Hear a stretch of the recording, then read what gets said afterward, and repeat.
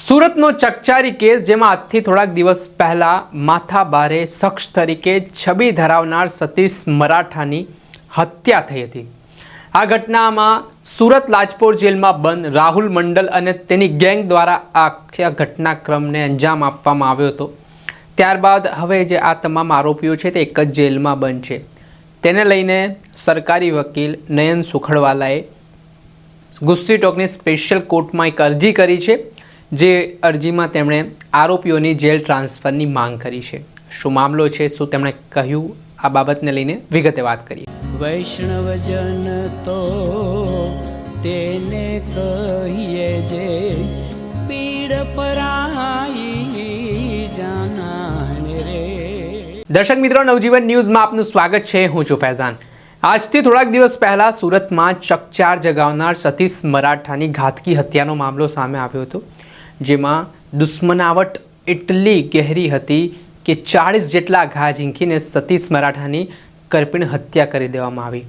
આ ઘટનાના સંદર્ભમાં સુરતના લાજપોર જેલમાંથી આખો હત્યાનું કાવતરું ઘડાયું હોય તેવી માહિતી પોલીસ તપાસમાં સામે આવી હતી, જેમાં રાહુલ મંડલ નામના શખ્સે આખો પ્લાન ઘડ્યો હતો।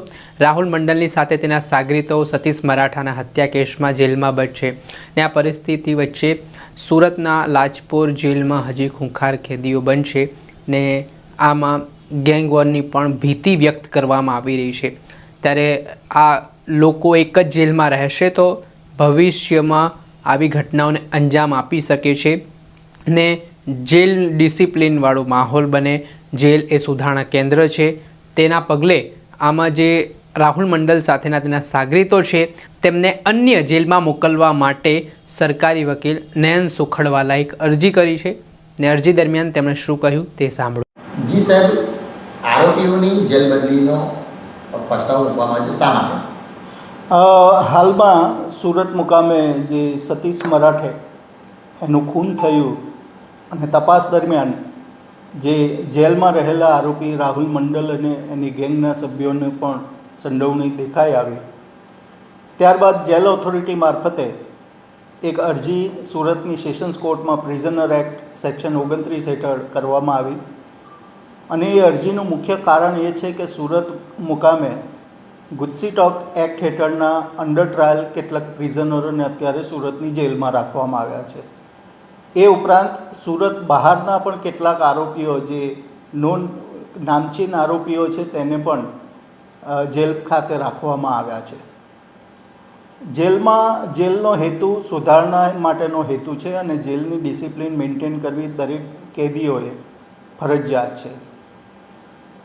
આ જે રાહુલ મંડલ ગેંગના સભ્યો એક જ જેલમાં છે, વારે ઘડીએ એના સગાવાલા મળવા આવે છે અને ફર્ધર કોઈ જેલમાં બેસીને કોઈ મોટું કાવતરું ના કરે અને કોઈ મોટા ગુનાને અંજામ ના આપે, તે ઉપરાંત જેલનું ડિસિપ્લિન પણ મેન્ટેન રહે, બીજા કેદીઓની પણ સેફટી રહે, આ બધું જોતાં જેલ ઓથોરિટીને એક જરૂરિયાત લાગી કે રાહુલ મંડળ અને એની સાથેના બીજા 7 સભ્યો એટલે કુલ 8 સભ્યોને સુરત ખાતેથી બીજી જેલ ખાતે ખસેડવાની જરૂર છે। એટલે કાયદા મુજબ સેક્શન 29 પ્રિઝનર એક્ટ સેક્શન 29 મુજબ સુરતની સેશન્સ કોર્ટમાં ગુસ્સી ટોકની જે સ્પેશિયલ કોર્ટ છે, કારણ કે આ આરોપીઓ ગુસ્સી ટોક એક્ટ હેઠળના આરોપીઓ છે, સ્પેશિયલ કોર્ટ શ્રી રાહુલ ત્રિવેદી સાહેબની કોર્ટ છે, એ કોર્ટમાં જેલ ટ્રાન્સફર કરવાની એક અરજી આપી અને કોર્ટ તરફથી મંજૂરી માંગવામાં આવી કે સાહેબ અમને આ કારણોસર જેલના કેદીઓને સુરતથી બીજી જેલમાં ખસેડવાને માટેની પરવાનગી આપવા। હવે આ કેસની સુનાવણી 25મી તારીખે રાખવામાં આવી છે। સાહેબ, કોણ કોણ આરોપી છે અને કઈ રીતના કેવા ખૂંખાર આરોપી છે? આ એક તો રાહુલ મંડલ કે જે સતીશ મરાઠેના ખૂન કેસમાં પણ એક આરોપી છે, એ રાહુલ મંડલ। એ ઉપરાંત સાગર કોળી વગેરે બધા જ જે આખી ગેંગના સભ્યો છે એ તમામ સભ્યોની જેલ બદલવાની અરજી આપવામાં આવી છે।